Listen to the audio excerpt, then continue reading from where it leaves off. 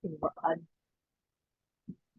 So, bago tayo magsimula sa ating talakayan, ngayong araw ay manalangin muna tayo.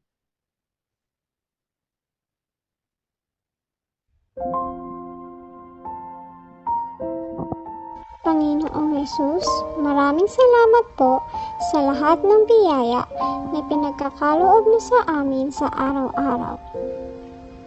Salamat po sa araw na ito na kami po ay muling nagkaroon ng pagkakataon upang matuto. Bigyan niyo po ng lakas ang aming mga guro na silang maghahatid sa amin ng mga kaalaman. At nawa po ay tulungan niyo kami ng aking mga kamag-aral na maunawaan ng mabuti ang aralin ngayon. Patuloy po kayong maghari sa aming mga buhay. Ito po ang aming panalangin. Amen. God bless you. So, magandang araw sa ating lahat. Kumusta naman kayo sa araw na ito? Okay lang po, ma'am. Kinagagalak kong marinig iyan. Nakapag-almusal na ba ang lahat? Tapos na po, ma'am.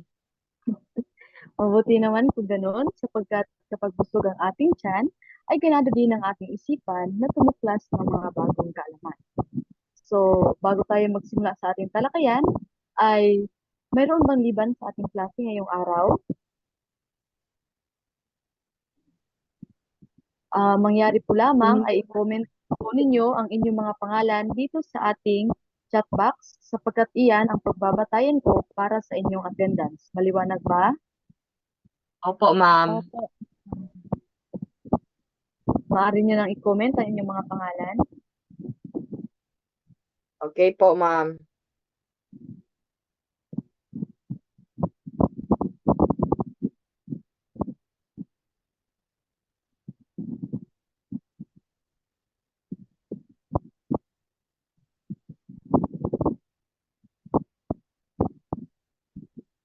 Tapos na po, ma'am. Ayan. Upang maging maayos ang daloy ng ating talakayan, ay may inihanda akong mga kasunduan. Pakibasa ng unang kasunduan, Binibining Maylon.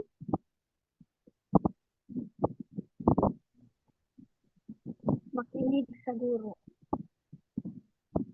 Maraming salamat. So, ang unang kasunduan ay makinig sa guro. Pangalawa, pakibasa Binibining Lumbay. Pindutin lamang ang icon na raise hand kung mayroong mga tanong o kung nais sumagot.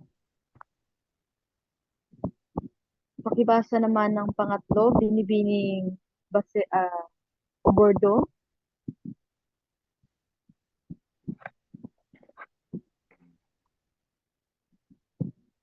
Bordo, nandyan ka ba? Opo, ma'am. Panatilihing naka-off ang microphone at camera lalo na sa oras ng talakayan. Maaari lamang i-on ang camera at microphone kung ito ay iniutos ng guro. Maraming salamat. Pakibasa naman ng pang-apat, Binibining Blando. Makilahok sa anumang gawain sa klase. At pakibasa naman ng panglima, Binibining Maylon.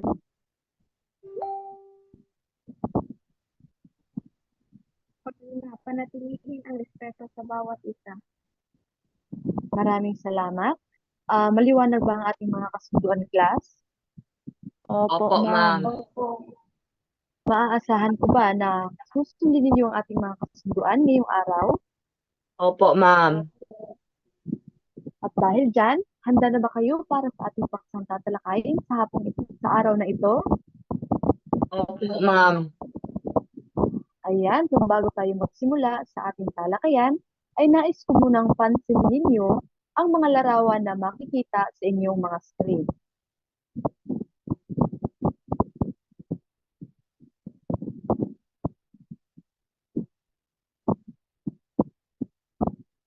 Ano ang masasabi mo sa unang larawan, Binibining Maylon?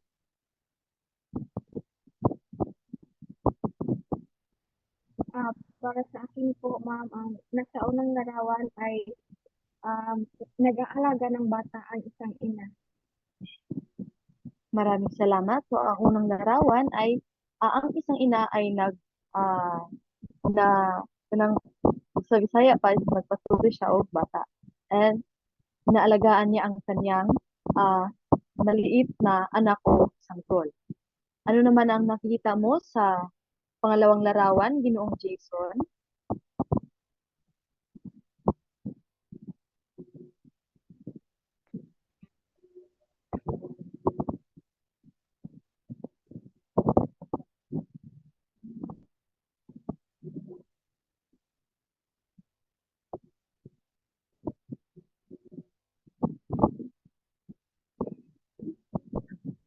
Maraming salamat.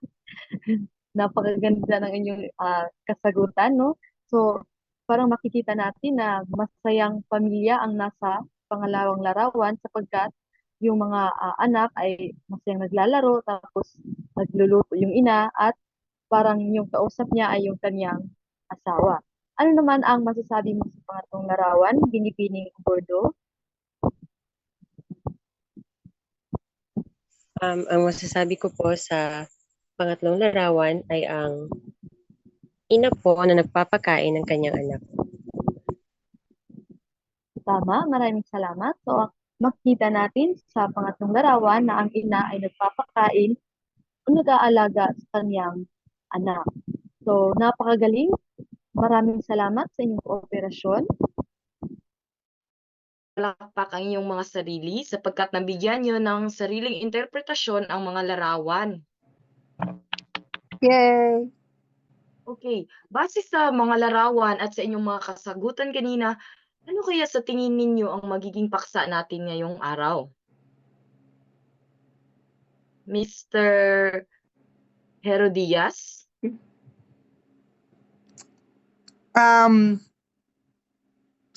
Siguro po, Nandyan ka ba? yes, ma'am. Siguro po, Okay, ma'am. base sa mga larawan, ano kaya sa tingin mo ang magiging paksa natin ngayong araw? Siguro po, ito po ay kwento tungkol sa isang ina. Dakilang ina. Kasi po, Okay, may kwento mga sa ina, isang dakilang ina. Kasi po may mga ina na nag-aalaga sa kanilang anak. May isa, okay. pinapadede yung anak, tapos nilulutuan, tapos pinapakain. Yun po. Okay. Ang iyong kasagutan ay maaaring tama. Sino pa ba ang mayroong ideya? Miss Blando, meron ka bang ideya kung ano ang magiging paksa natin ngayong araw base sa mga larawan? Miss Blando? Pareho lang po, ma'am. Sang-ayon po ako sa sagot ni Ginoong Hedges. Sige, okay, magaling. Sapagkat ang paksang ating tatalakay ngayong araw ay tungkol sa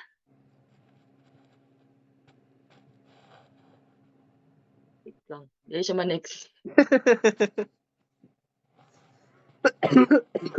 Nawa na. Dili siya ma-next.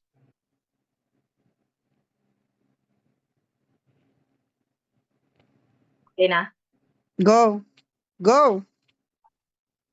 Okay. Ang iyong mga kasagutan ay tama sapagkat ang ating paksang tatalakayin ngayon ay tungkol sa, basahin ng sabay-sabay, Kabanata Kabanata 16. Sisabo. Sisa. Okay, ang ating tatalakayin ngayon ay ang Kabanata 16 ng Noli Me Tangere na pinamagatang si Sisa. Ngunit bago natin himay-himayin ang nilalaman ng Noli Me Tangere Kabanata 16 na pinamagatang si Sisa, ay narito muna ang mga layunin na dapat nating makamit ngayong araw. Pakibasa ng unang layunin, Miss Blando. Nakapaglalarawan sa mga tauhan sa paksang tinalakay. Para naman sa pangalawang layunin, maaari mo bang basahin ito, Miss Vanessa? Nakapagsasagawa ng story map gamit ang Canva application batay sa paksang tinalakay. Maraming salamat. Para naman sa pangatlo, maaari mo bang basahin, Miss Julina?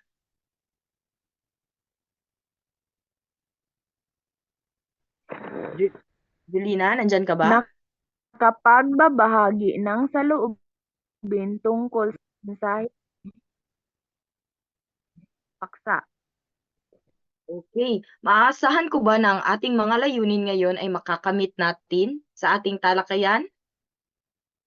Opo. Magaling kung ganon. Alam kong excited na kayong malaman ang nilalaman ng Kabanata 16 na pinamagatang si Sisa. Ngunit, bago natin yon himay-himayin ay pansinin muna natin ang mga mahihirap na salitang matatagpuan natin sa kabanatang iyaon.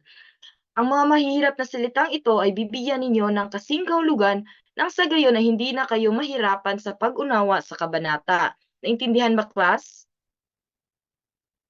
Opo. Okay, bago iyan, basahin mo muna ang panuto, Miss Princess. Panuto, tukuyin mula sa hanay B ang mga kasing kahulugan ng mga mahirap na salitang nasa hanay A. Pagkatapos ay gamitin sa sariling pangusap ang mga salitang nasa hanay A. Okay, para sa unang bilang, sinong gustong sumagot?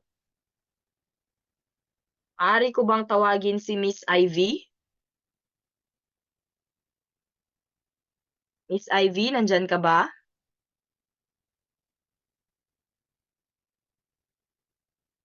Saan naman siya? Okay, mukhang mahina ang signal ni Miss Ivy. Marilu. Para sa unang bilang, Miss Marilu, maaari mo bang sagutan kung ano ang kasing kahulugan ng salitang indulhensya? Miss Marilu? Yes, ma'am. Oh, ano sa tingin mo ang kasing kahulugan ng indulhensya? Sa palagay ko po, ma'am, ay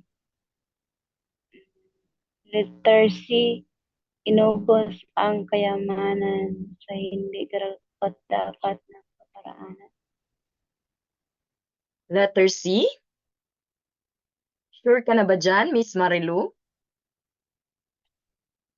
Okay, Mr. Jason, sa tingin ko meron kang ibang kasagutan dyan. Ano ba ang ibig sabihin ng indulhensya, Jason?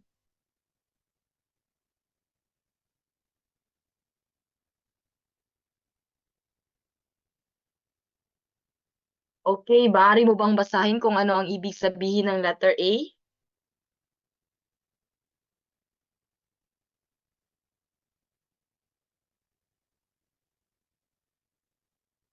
Okay, ang iyong kasagutan ay tama. Ang indulhensya ay dasal o sakripisyong nagpapababa sa parusang ipinataw sa nagkasala. Ngayon, maaari mo ba itong gamitin sa sariling pangungusap, Jason?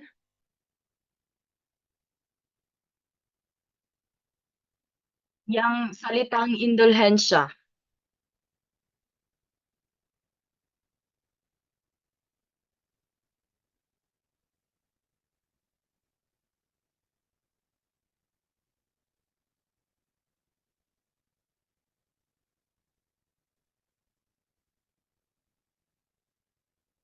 Okay, palakpakan natin si Jason. Bigyan ng virtual na palakpak si Jason. Okay, para naman sa pangalawang bilang, maaari ko bang tawagin si Miss Vanessa? Miss Vanessa, nandyan ka ba? Opo, Okay, ano kaya sa tingin mo ang ibig sabihin ng salitang nilustay? nilustay po. Para po sa akin ay nilustay para po sa akin ito po ay letrang C. Basahin mo? C, inubos, hindi ko po masyado inubos ang kayamanan sa hindi karapat-dapat na kaparoonan. Okay, tama. Ang nilustay ay letter C. Ngayon, maaari mo bang gamitin sa sariling pangungusap ang salitang nilustay? Nilustay ko ang perang ibinigay ng aking mga magulang. Okay. Mukhang Miss Vanessa, mukhang magastos ka pagdating sa pera, Miss Vanessa. Tama ba ako? Tamang-tama po. Okay, kailangan mong baguhin iyan, Miss Vanessa, ha? Okay, tayo ay magpatuloy para sa number 3. Tangisan. Miss Ivy, nandyan ka na ba? Opo, ma'am. Ano kaya sa tingin mo ang ibig sabihin ng salitang tangisan? Letter D po, iyakin. Iyakan. Iyakan. Iyakan, okay, tama. Ang salitang tangisan ay ibig sabihin ay iyakan. Maari mo bang gamitin sa sariling pangungusap ang salitang tangisan? Ah, ang isang burol sa lalawig ay ang aming bahay ang nagsilbing pangitan ng aking ina. Okay, maraming salamat. Magpatuloy tayo para sa pang-apat na bilang. Sinong gustong sumagot? Okay, magtatawag ako. Okay, Opo. nagtaas ng kamay si Miss Marilu. Miss Marilu, Yes, ano bang ma'am. ibig sabihin ng kuwalta? Ang kwalta po ay ibig sabihin pera o salapi. Tama, pera o salapi. Ngayon, gamitin mo sa sariling pangungusap ang salitang kwalta. Sa paggawa ng isang thesis ay nangailangan tayo ng napakaraming kwalta. Tama, Marilu, dahil ang thesis ay napakagastos, di ba? Hindi lang pera kundi pati pagod at saka oras.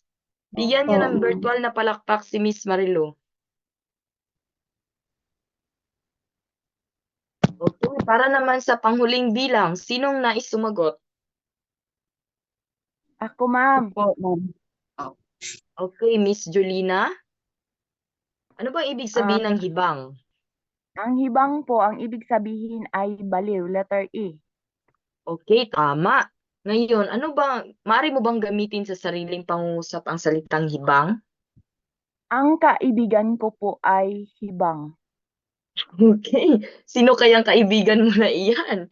Maaari siyang magkonsulta sa doktor upang siya ay gumaling, ha? Sabihan mo ang iyong kaibigan. Okay, palakpakan ninyo ang iyong mga sarili sapagkat nasagutan ninyo ng tama ang ating mga kasing kahulugan ng mga mahihirap na salita. Kung kaya alam kong sabik na kayong malaman ang kabuuan ng nilalaman ng Kabanata 16, kaya hindi na natin patatagalin pa. Ngayon ay tutunghayan na ninyo ang video ng Kabanata 16 na pinamagatang si Sisa. Handa na ba kayo? Opo, ma'am. Wala na po, ma'am. Kung ganon ay makinig kayong mabuti, ha. Panatiling naka-off ang inyong mikropono habang pinapakita ko ang video upang wala kayong istorbo. Okay? Sige po, ma'am. Panoorin yung mabuti, unawain nyo sapagkat pagkatapos nito ay meron akong mga katanungan sa inyo.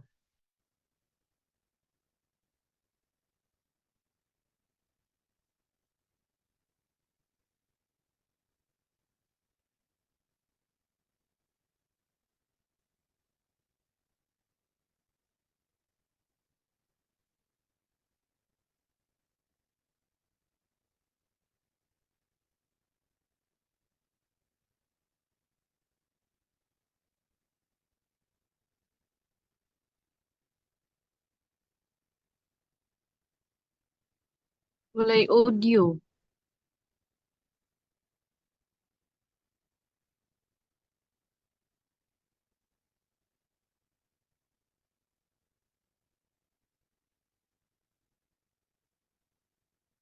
Wait lang.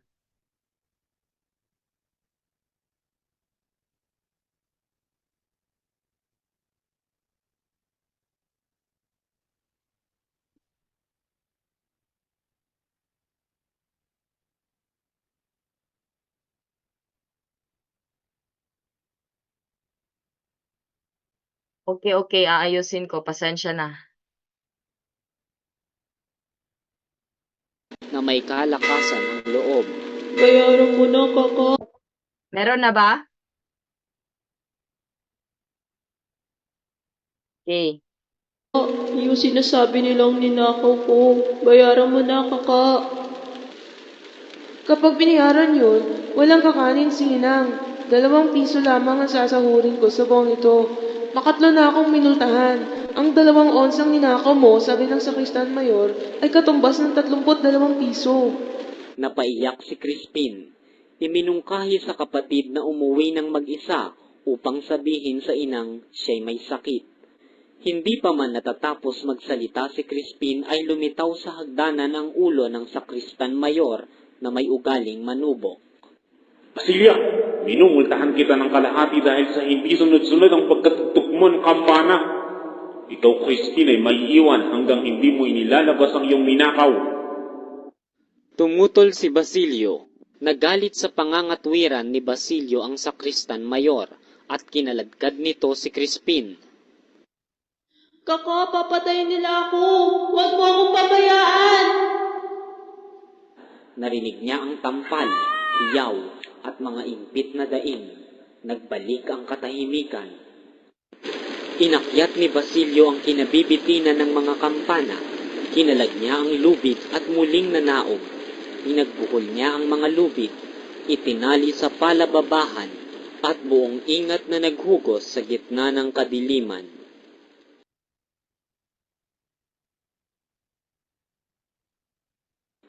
Tahimik ang bayan sa gitna ng kadiliman. Payapa silang nagsitulog upang pagsapit ng umaga ay magsipagsimba upang magtamo ng indulhensya. Ngunit si Sisa ng gabing iyon ay gising pa. Nakatira si Sisa na ina ni na Basilio at Crispin sa labas ng bayan. Ang kanyang asawa'y isang lalaking walang pakialam sa buhay, palaboy-laboy at sugarol. Bihirang-bihira itong umuwi sa kanilang bahay. Wala rin itong pakialam sa mga anak. Nilustay niya ang kaunting alahas ni Sisa para sa pagsusugal at nang maubos na ito'y sinasaktan pa ang asawa. Hibang si Sisa sa pagmamahal sa kanyang asawa at nakahandang magtiis at tangisan ang kanyang asawa. Nang gabing yaoy, inaasahan niya ang pagdating ng mga anak. Bumili siya ng ilang isdang tuyong idaragdag sa ulam ng mga anak, namitas ng sariwang kamatis sa kanilang bakuran, nang hingi ng pindang na usa at isang hita ng patong bundok kay Mang Tasyo. Nagsaing siya ng maputing bigas na pinag-ipunan niya para sa kanyang mga anak. Hindi inaasahan ni Sisa ang pagdating ng kanyang asawa at inubos ang mga pagkaing inilaan niya para kina Crispin at Basilio. Umalis muli ito pagkakain at nagbiling ipagtira ng piso sa sasahuring kwalta ni Basilio. Napaiyak si Sisa at nang maalalang darating ang kanyang mga anak, pinahid agad ang luha sa kanyang pisngi, muling nagsaing at inihaw ang nalalabing 3 tuyo. Darating silang gutom na gutom sapagkat malayo ang kanilang panggagalingan. Inip na si Sisa sa paghihintay sa mga anak. Upang aliwin ang sarili ay di miminsan siyang umawit ng mahina. Isang asong itim na kanyang pinukol ang naghatid sa kanyang guni-guni ng malungkot na pangitain. Si Crispin ang kanyang naalala. Walang ano-ano'y, Inang, buksan mo ang pinto! Inang, pagbuksan mo ako! kinilabutan si Sisa. Waring namamalikmata at nagising sa isang tunay na pangyayari. Nang makita ni Sisa ang dugong umaago sa noo ni Basilio'y, halos napahiyaw si Sisa. Anak ko! Huwag kayong matakot, Inang. Si Crispin naiwan sa kumbento. Nagtanan ako sa kumbento, Inang. Nang kaladkarin ng sakristang mayor si Crispin, sinabayan ko ng talilis. Nagpadaos-dos ako sa lubid mula sa kampanaryo. Ayaw akong paalisin kung di ika-10 ng gabi. Nasalubong ko pagdating sa bayan ng ilang kawal. At nang sigawan ako ng Quien Vive, ako'y nagtatakbo. Kung ako'y pauhuli sa kanila, malamang na ako'y paglinisin ng kwartel at bugbugin pa.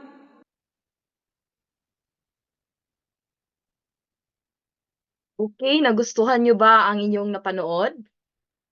Opo, ma'am. Nandiyan pa ba kayo? Opo. Opo, ma'am. Naintindihan niyo ba ang inyong napanood?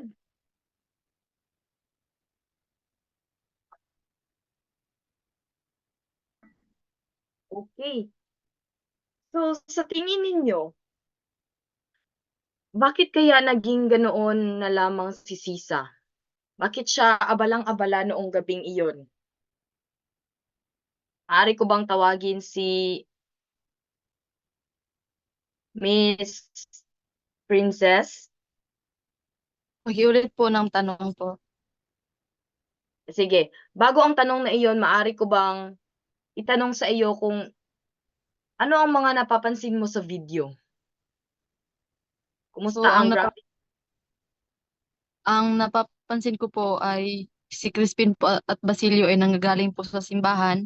Pagkatapos ay ah napagbintangan po si Crispin na nagnakaw at kanang si Basilio at Crispin ay kanang pinaghigpitan ng sakristan mayor. Subalit si Basilio po ay nakatakas at nakauwi sa kanilang bahay at siya po ay nagsumbong sa kanyang ina na si Sisa. At Sisa naman po ay abalang-abala po nung gabing iyon sapagkat ah, hindi pa po umuwi yung dalawa niyang anak at nag-aalala din po siya sapagkat yung asawa po niya na sugarol po ay inuubos po yung pagkain ng dalawa niyang anak po. Okay, tama no, na talagang nakikita ko na nakikinig ka sa ating sa videong aking ipinapanood sa iyo no, kasi talagang detalyado mong nailahad kung ano ba ang nangyari sa kabanata 16. So base sa mga kasagutan ni Miss Princess, Mr. Jason, maaari mo bang ilarawan isa-isa ang mga tauhan? Sino-sino nga ba ang mga tauhan sa kabanata 16? Maaari mo ba silang ilarawan isa-isa? Mr. Jason?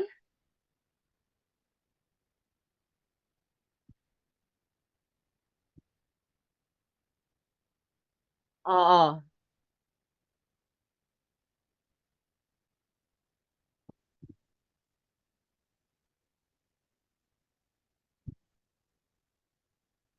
Tapos,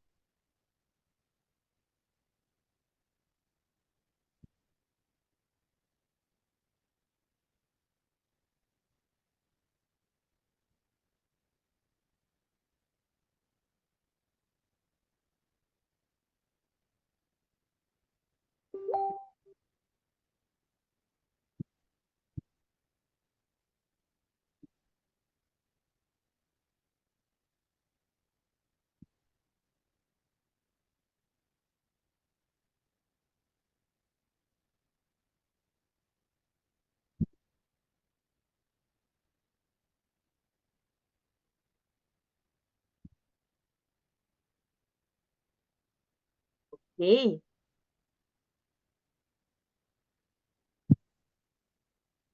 Okay, mukhang lumalayo ka na, Jason. Ang kabanata 16 lamang. Okay, isa sa mga tauhan din doon ang asawa ni Sisa. Maaari mo ba siyang ilarawan?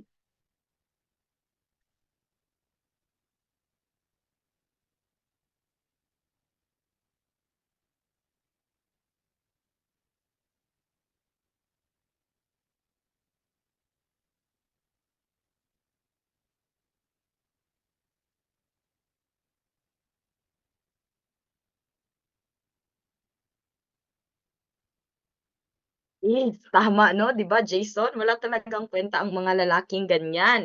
So, kaya kayong mga mag-aaral kayo, pa- mabuting piliin nyo ng tama ang lalaki inyong mapapangasawa at huwag tumulad kay Sisa, okay? Opo. Okay, bakit kaya pinamagatang si Sisa ang Kabanata 16? Sino ang may kasagutan dyan? Taas niyo ang kanang kamay kung meron kayong kasagutan. Okay. Parang si Miss Blando meron siyang kasagutan kasi kanina pa siya tahimik. Miss Blando, Yes, ma'am. bakit kaya pinamagatang si Sisa ang Kabanata 16? Ang Kabanata 16 ay pinamagatan po si Sisa sapagkat sa kabanatang ito, si Sisa po ang tinatawag nating highlight sa kabanatang ito na kung saan siya po ang naging mas maraming problema dito dahil hindi lang sa kanyang asawa, sa pagiging malustay ng kanyang asawa, pati na rin ang sobrang pagmamahal sa kanyang anak na yung isa nawala at yung isa ano nagkaroon ng problema sa kanyang mga anak dahil sa mga hindi makatotohanan ng pangyayari sa kumbento, hindi niya inasahang mga pangyayari sa kumbento sa kanyang mga anak. Okay, maraming Po, salamat. ma'am. Bigyan natin ng virtual na palakpak si Miss Blando. So, Miss Obordo, nandyan ka ba? Miss Obordo? Opo, nandito po. Ano bang mga paghahandang ginawa ni Sisa para sa pagdating ng kanyang anak? Ano po, pakiulit po yung tanong po. Ano bang mga paghahandang ginawa ni Sisa para sa pagdating ng kanyang anak? Naghanda ba siya? Bakit ba siya abala nung gabing iyon? Ano ba ang kanyang ginagawa? Naghahanda po siya ng makakain ng kanyang mga anak dahil batid niya na galing po ito sa trabaho at pagod na pagod po ito. Okay, tama. Palakpakan nyo bigyan nyo ng virtual na palakpak si Miss Obordo. Ganun talaga ang mga nanay, di ba? Kapag alam nilang pagod na pagod ang kanilang mga anak, ay ipinaghahanda nila iyon ng pagkain. Nang sa ganun ay kapag umuwi na, ay meron na agad makain. Di ba? Pinaghahanda ba kayo ng inyong mga magulang? Opo. Okay, maswerte kayo kung ganoon. Para naman sa isa pang tanong, nakain ba ng mga anak ni Sisa ang kanyang hinanda? Yung mga tuyo, yung patang, ano ba yun? Yung mga hinanda niyang pagkain. Miss Maylon? Nandyan ba si Miss Maylon? Pakilakasan ang boses, Miss Hindi po Maylon. nakain ng mga anak. Bakit hindi nakain ng mga Hindi anak po ni Sisa? nakain ng mga dahil nauna pong kumain ang kanyang asawa, inubos ang mga pagkain at ang mga natira naman po ay hindi rin nakain dahil umuwi si Basilio ng duguan ng hindi kasama si Christine nang naiwan sa kumbento. Okay, tama. Batid kong base sa inyong mga kasagutan ay talagang naintindihan nyo ang kabuuang nilalaman ng aking videong pinanood sa inyo. Tama ba ako? Opo. Naintindihan nyo ba? Meron pa ba Opo. kayong mga katanungan? Wala na po. Wala na po, ma'am. Kung kaya, sa puntong ito ay ipagpapatuloy ni Miss Julina ang pagsasalita. Miss Julina, nandyan ka ba? Opo. Okay. Ibibigay ko na ang mikropono sa iyo.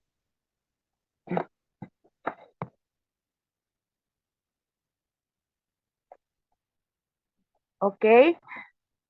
Batid kong lubos nyo ng nauunawaan ang ating paksang tinalakay, kaya magkakaroon na naman tayo ng pangkatang gawain. Handa na ba kayo, class? Handa na po, ma'am. Handa na po, ma'am. Ang inyong gagawin ay isang individual na gawain. Gagawa kayo ng story map gamit ang Canva application. May 15 minuto lamang kayo para sa pangkatang gawain. Pagkatapos, ay ipapasa ninyo ito sa ating Google Classroom at pipili ako ng representante upang magrepresenta ng kanilang gawain dito sa ating klase. Habang ginagawa ninyo ang story map, ay pakibuksan ang inyong kamera upang masiguro ko na ginagawa ninyo ang pangkatang gawain. Maliwanag ba, class? Opo, ma'am. Opo, ma'am. Ngunit bago tayo magsimula, ay basahin ko muna ang ating pamantayan.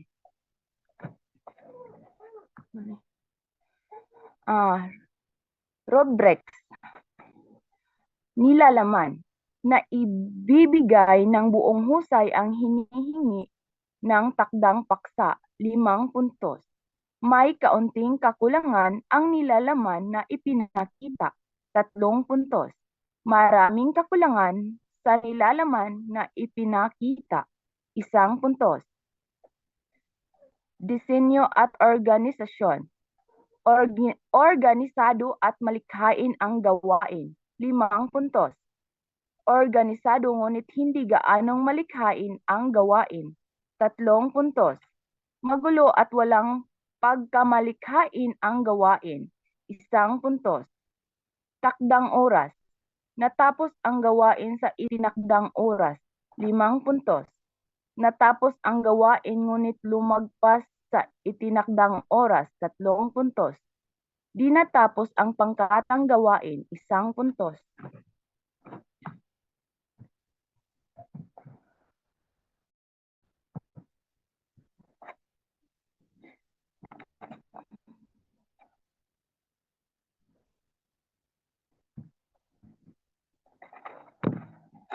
Kajut lang, Jess, ha?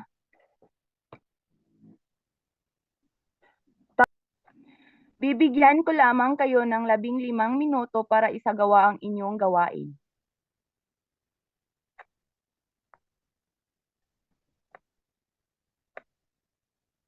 Maaari na kayong magsimula.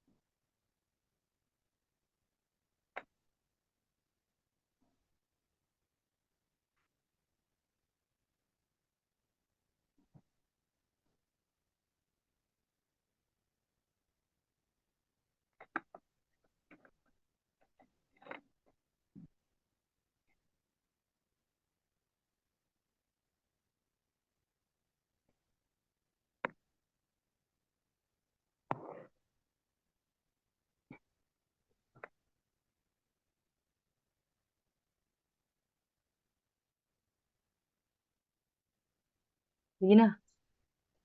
Tapos na ang 15 minutong aking binibigay sa inyo at marami na rin ang nakapasa sa ating Google Classroom. Mayroon na rin akong napiling 5 magrepresenta ng kanilang gawain.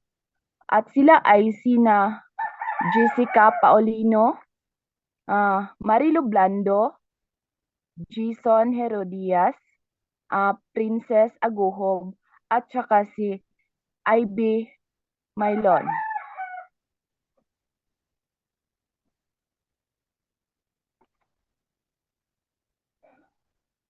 At ngayon, ating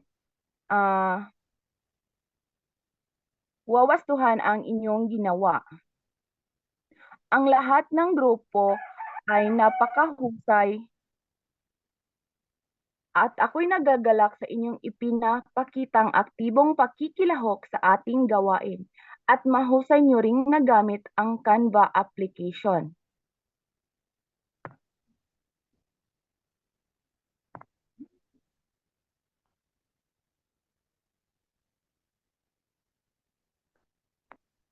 At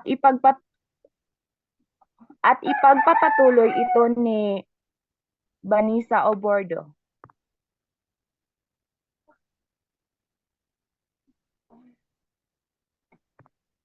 Okay, sa puntong ito, susubukin ko muli ang inyong pangunawa.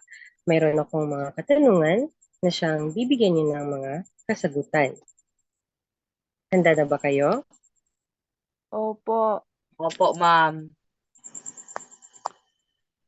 Ang aking unang katanungan,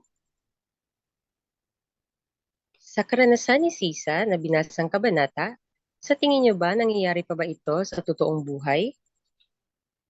Maaari ko bang tawagin ang isa sa inyo, Binibining Princess? Ano nga po ulit? Binibining Princess. Ang aking katanungan ay sa binasang kabanata natin tungkol kay Sisa. Sa tingin niyo ba nangyayari pa ba ito sa totoong buhay? Opo, para sa akin po ay nangyari lalo-lalo na po sa mga mahirap na mga pamilya, yung parang magsasaka lang po. At saka mayroon pong asawa na sugarol at matapilap. At kadalasan din po nangyayari po ito sa mga kirin, sa mga liblib na mga lugar. Tama, maraming salamat at bigyan natin ng virtual na palakpak si Binibining Princess. Sa inyong kasagutan, ikaw ay tama dahil sa panahon hanggang ngayon ay nangyayari pa rin yan sapagkat may mga pamilyang may mga imbes na haligi ng tahanan, nagbibigay pa ito ng sakit ng ulo, mga problema na dapat sila ang nag-aalalay, sila ang nagpo-provide sa pamilya, hindi ba? Maraming salamat sa iyo, Binibining Princess. At sa aking kalawang katanungan naman, bakit kaya sa tingin nyo nagtiis si Sisa sa trato ng kanyang asawa? Maaari ko bang tawagin si Binibining Ivy? Ivy, nandyan ka ba? Kung wala, okay. Sige. Narito, maaari mo po bang pakiulit ang katanungan mo? Ang aking tanong ay, sa tingin mo, bakit tiniis ni Sisa ang trato ng kanyang asawa?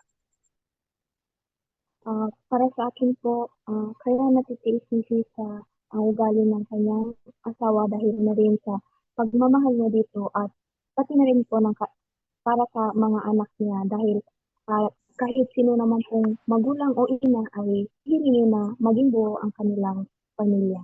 Yan lamang po. Maraming salamat, Binibining Ivy. Bigyan natin siya ng virtual na palakpak. Maraming salamat. Tama ang inyong naging kasagutan dahil bilang isang ina, ginampanan talaga ni Sisa ang kanyang pagkaina dahil puno-puno siya ng pagmamahal sa kanyang anak at hindi niya pinansin kung ano man ang trato ng kanyang asawa. Ang alam lang niya ay susuportahan at poprotektahan niya ang kanyang pamilya. Maraming salamat sa iyo, Binibining Ivy. At sa aking pangatlong tanong naman, kung ikaw ang nasa posisyon ni Sisa, magtitiis ka ba sa ugali ng iyong asawa o iiwan mo ba ito? Bakit oo at bakit hindi? Maaari ko bang tawagin si Binibining Rafi Maka Jessica? Binibining Jessica, maaari mo bang sagutin ang katanungan? Para po sa akin, kung ako po ang nasa posisyon ni Sisa po, hindi ko po magagawang magtiis sa gano'n. Kasi lalo na sinasaktan po ng pisikal, tapos wala pang ambag sa pamilya. Tapos inubos pa yung pagkain na dapat para sa anak. 'Di ba? Tapos sugarol pa. Bakit ka naman magtitiis?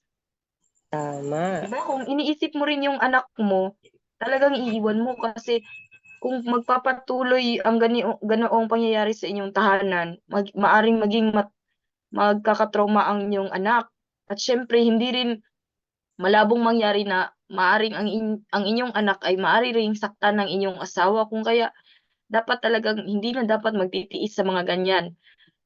Kung ako si Sisa. Pero alam ko rin naman na mahirap din para kay Sisa na talagang iwan na lang basta ang kanyang pamilya at siguro hindi niya rin gusto na magkaroon ng isang broken family kumbaga. Yun lamang po, ma'am. Maraming salamat sa iyo, Binibining Jessica. Tama ang iyong naging kasagutan dahil sa ngalan ng pagmamahal sa pamilya, hindi basta-basta ang pagdedesisyon, lalong-lalong na kapag tungkol na sa paghihiwalay dahil unang-unang maapektuhan nito ay ang ating or ang kanilang mga anak, hindi ba? Maraming salamat sa iyong sagot, Binibining Jessica, at sa aking huling tanong. Sa iyong palagay, huwaran bang ina si Sisa? Maari ko bang tawagin si Binibining Marilu? Marilu? Yes, ma'am. Ito yung tanong, ma'am. Uulitin ko ba ang tanong? Opo. Para sa iyong palagay, huwaran bang ina si Sisa? Para po sa akin, ma'am, oo. Sa parte po na pagmamahal lang para sa kanyang mga anak at sa pag-aalaga po. Pero yung pagpapakamartyr sa asawa ay hindi po. Dahil hindi naman lahat na pagkataon kakayanin natin ang mga paghihirap, lalo na sa physical na pananakit ng ating asawa kung sakaling tayo ay magkaroon ng asawa at saka noon ngayon mayroon na tayong batas ngunit hindi pa rin sapat na pagtitiis tiisin natin ang pananakit ng ating mga asawa. Ganun po. Maraming salamat po, ma'am. Maraming salamat sa iyo, Binibining Marilu. Tama ang iyong naging kasagutan dahil ang pagiging huwarang ina ay pinaiiral ang kanyang pagkaina. Ang salitang pagkaina ay maraming nakapaloob na emosyon doon. Iba-iba, pagmamahal, kasali na doon ang pagkamartir dahil hindi mo ipapaiiralin ang iyong yung bang pride. Kasi nga, ang gusto mo, ang iyong pananaw ay yung maayos at matiwasay dahil umaasa ka pa na baka sakaling magbabago pa. At maraming salamat sa sagot mo, Binibining Marilu. At ako'y nagagalak na lubos niyong intindihan ang kwento. At ngayon ay ihahanda niyo ang inyong mga cellphone at magsisend ako sa inyo ng pasulit sa pamamagitan ng Google Form. Bibigyan ko lamang kayo ng 5 minuto para maisagawa ang pasulit at panatilihin pa rin naka-open ang inyong mga camera upang masubaybayan po ang inyong pagsusulit. Naiintindihan niyo ba? Opo, ma'am. Po, ma'am. Sige. Opo, Maaari ma'am. na kayong magsimula. Ate, si Ivy na Okay, class.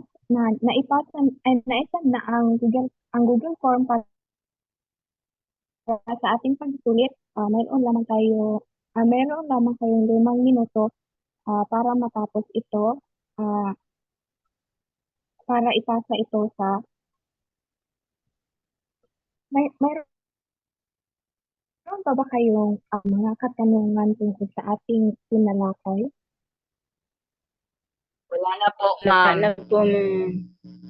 Gusto niyo ba ang sa natin para sa araw na ito? Opo, ma'am.